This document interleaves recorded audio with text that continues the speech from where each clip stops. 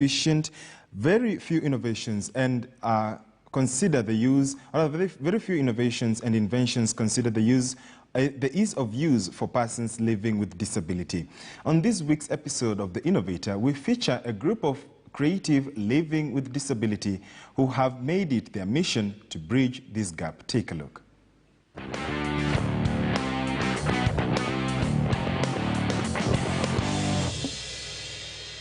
Close your eyes for a minute and try moving around. Better still, try to move in a dark room. Already hard, right? Now imagine if a blind person has to pay bills using their phones.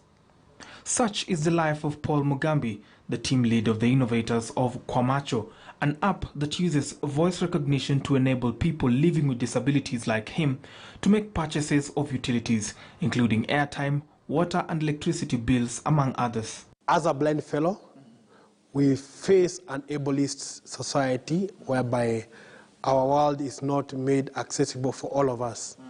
So this product of ours came in after my own personal experience, whereby I stayed for 2 days without power. And being a person who loves to be independent, I found that this is a real challenge. So I started thinking on how I can come up with a solution which can help not just me as a blind person, but being able to help all persons with and without disabilities. And this is how Macho app works. It's a voice-activated application and assistant. So we say KPLC token balance. Your current balance is 240.45 units. Do you want to buy more tokens? So it gives you the balance that you are having on your meter. Then you say, yes, buy more tokens. Sorry, I didn't understand what you just said. So there's a little bit of noise. So you just say, yes, buy more tokens. How much do you want to spend? 100. Okay, kindly enter your M-Pesa PIN to complete the purchase. 1, 2, 3, 4. Great, your purchase has been completed and the tokens generated. Your token number is 4569785969876985 units 4.09. The same has been fed to your meter automatically. Asante for using Macho. That is how the application works. It's an easy application. Then when it comes to privacy, about the entering your M-Pesa PIN and the different privacy that you might want. So this is just an example, but the privacy when it comes to input your M-Pesa PIN, it will be voice activated or fingerprint activated according to the different levels of security a person would like. So the 1, 2, 3, 4 example is just an example of how the application will work. And while they strive to innovate and make life bearable for people living with disabilities, the trio admits tons of challenges abound. But the biggest headache in the quest for inclusivity is data access to have vernacular languages loaded on the assistant. We want to be inclusive. So, machine learning is about different aspects. And most assistants that we have do not understand Kiswahili. You only have to speak English and you have to pronounce words in certain ways. So we are having a lot of data to deal with because we want to include every single person. Not every person knows English or Kiswahili. So our machine, we want to teach it to actually know the vernacular.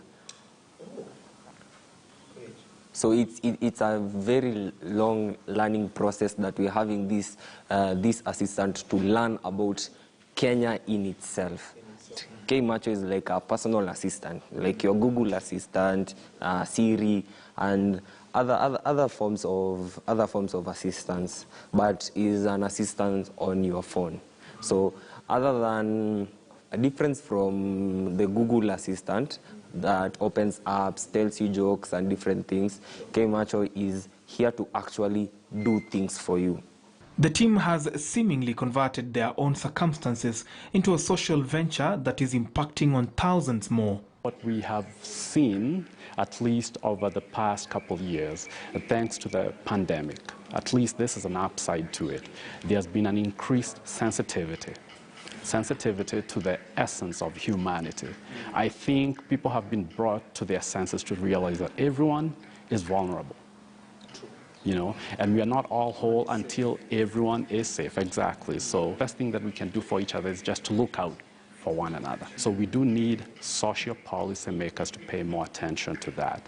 And in addition to the policies being there, we do also need them to be enforced.